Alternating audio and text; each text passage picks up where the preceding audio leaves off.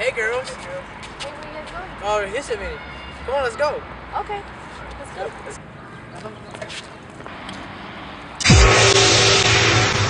Paradise, give it up.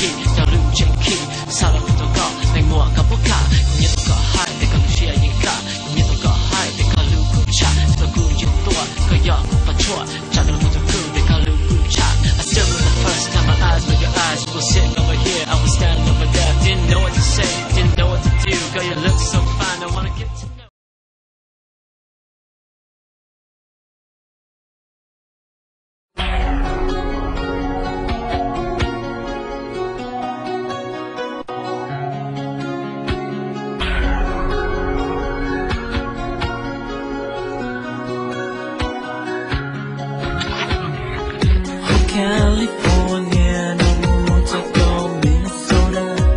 Uyo la copa. Oh, California, no mucho con Wisconsin.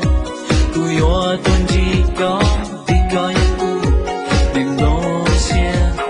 Đi coi yaku, Neng Lo June. Có tiền theo, có tu cho cu. Uyo lu có mu ishi. Go mong rong đầu, có yêu thức cút nhẹ cha.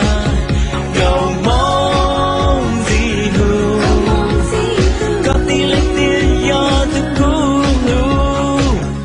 Oh California, nó mưa trong châu Pha Kỳ, được con để có tình này. Oh California, nó mưa trong châu Australia. Yêu tuần chơi có im mô, có đi xí mô, nó rong tia.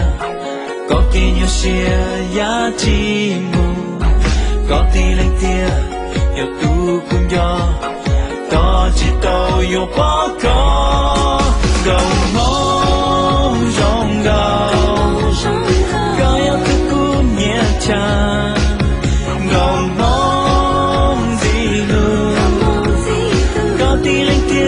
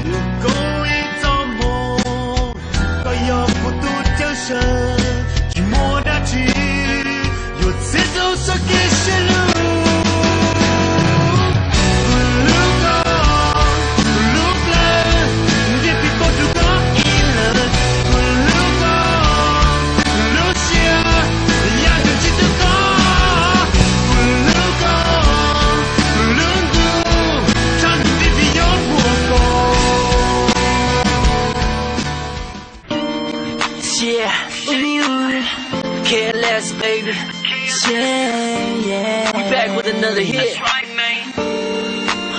And we gon' do it like, nah, y'all already know how we do it. Y'all know what's up. It's that hood love.